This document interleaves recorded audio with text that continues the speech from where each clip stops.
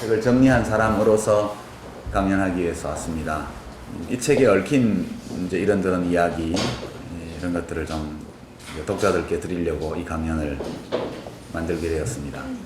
이 책을 대신 정리하게 된 경위와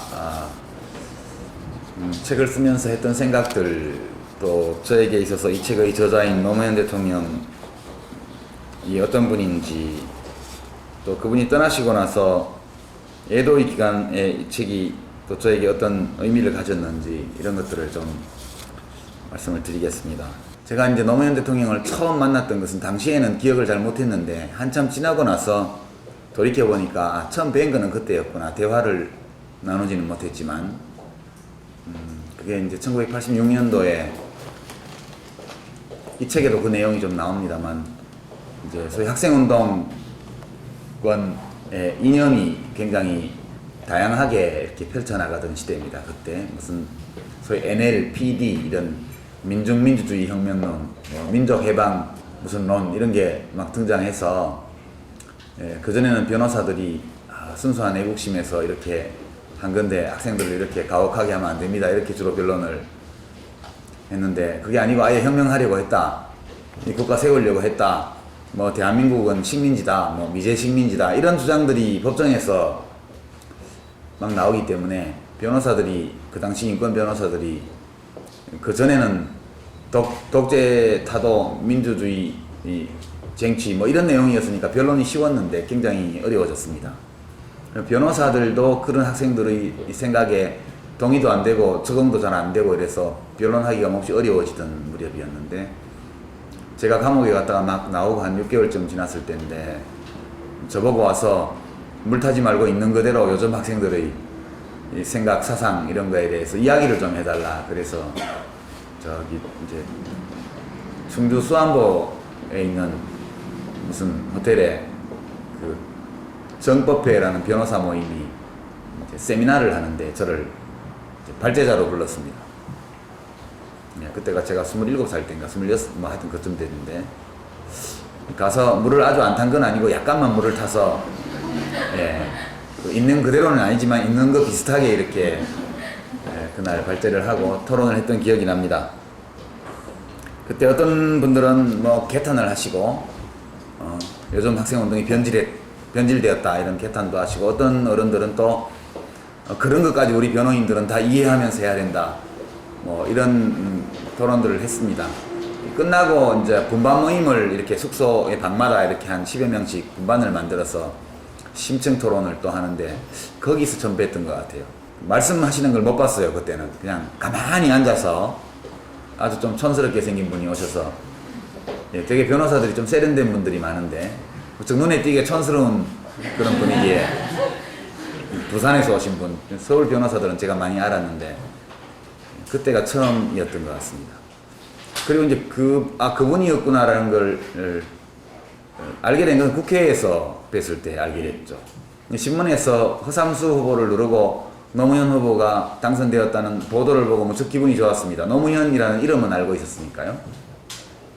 국회에서 뵀는데, 제가 그때 이해찬 전 총리께서 초선 국회의원이던 시절에 제가 보좌관인 동시에 평화민주당 관악을지구당 교육부장으로 일하고 있을 때입니다. 월급 25만 원 받고. 그때 국회 노동위원회에서 뵀는데 기억이 나더라고요.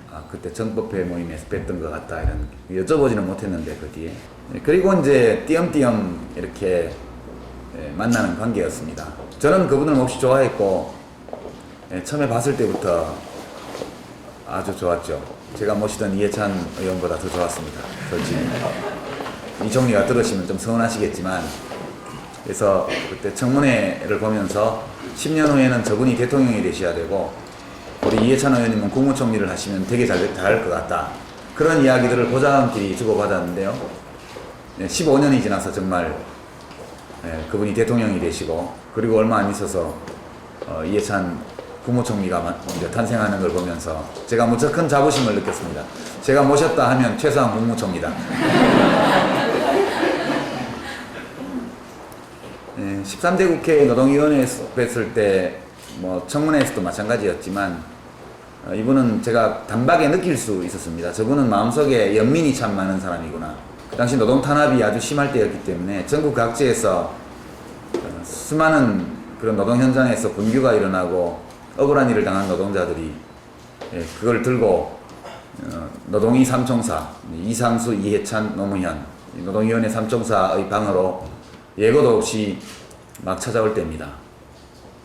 저희도 수많은 민원을 받았고 현장에 가서 중재도 하고 국회 상임위원회에서 노동부 장관을 상대로 질의도 하고 따지기도 하고 그렇게 했습니다만 노무현 의원이 그때 그 일들을 이렇게 다루는 걸 보면서 우리는 어떤 사회적 의무감 때문에 하고 있는 것 같은데 저분은 정말 마음속에 그 어려움 당하는 노동자에 대한 연민이 가져가신 것 같다 그런 느낌이 왔습니다.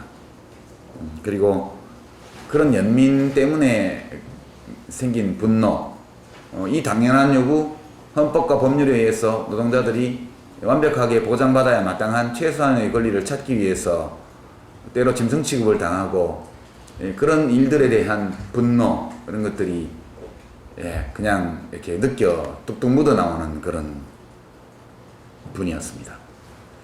저분은 정의감이 정말 강하시구나 그런 것도 많이 느꼈고요. 그래서 이제 그런 느낌 때문에 저런 분이 대통령이 돼야 돼 그렇게 생각하게 된 거죠.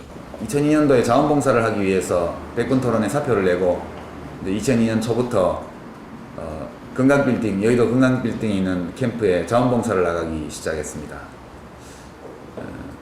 그리고 이제 후보가 되시고 나서 그때까지 열심히 도와드렸고 후보가 되시고 나서 이제 저는 다시 책 만드는 일을 하기 위해서 이제 떠났는데 캠프를 이제 민주당에서 잘 알아서 하겠지 그렇게 하고 근데 그 뒤에 잘 알아서 못하게 되더군요.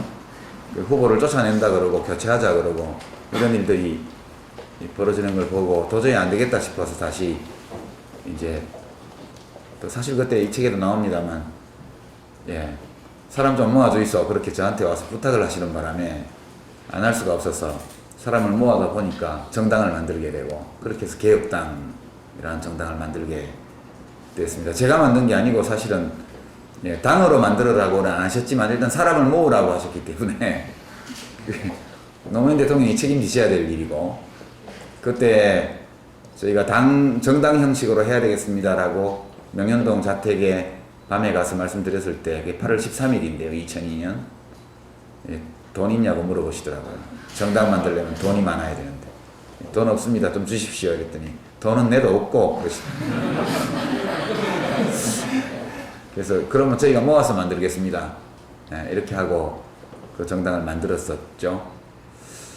그리고 이제 그 뒤 우여곡절은 여러분들이 또 책을 통해서 많이 보시면 되고요. 그때 2002년 2월 달인데 하루는 저한테 물어보셨어요. 이제 제가 하도 대통령 된다고 주장을 하니까 왜냐면 그 당시 대통령 된다고 볼 수 있는 객관적 근거가 하나도 없었거든요. 국민 지지율은 2% 정도에 불과했고 조직이래야 당내에는 조직이 하나도 없고 당 주류들은 전부 이인재 씨한테 다 줄 서 있고 바깥에 노사모밖에 없는 그런 상황이었습니다. 부산 선거 동창회하고 도저히 아무리 봐도 국회의원도 한 번밖에 두 번 했구나 두 번 하신 분인데 이제 6년밖에 못 하신 분이고 8개월짜리 장관 경력 하나 달고 도저히 안 되는 게임이었죠. 근데 저는 그때 된다는 확신이 있었습니다. 그래서 틀림없이 되니까 뭐 다른 걱정 치우시고 열심히 하십시오 뭐 그러고 있을 때인데 제가 이제 될 수밖에 없는 이유를 다 설명해 드렸죠. 100% 대통령 되니까 대통령 돼서 잘할 준비만 잘하시면 됩니다. 이제 뭐 그런 얘기를 했는데 하루는 이제 저한테 물어보시더라고요. 내 대통령 되는 건 알겠는데 근데 대통령 되면 우리 유시민 씨 뭐 해줄까?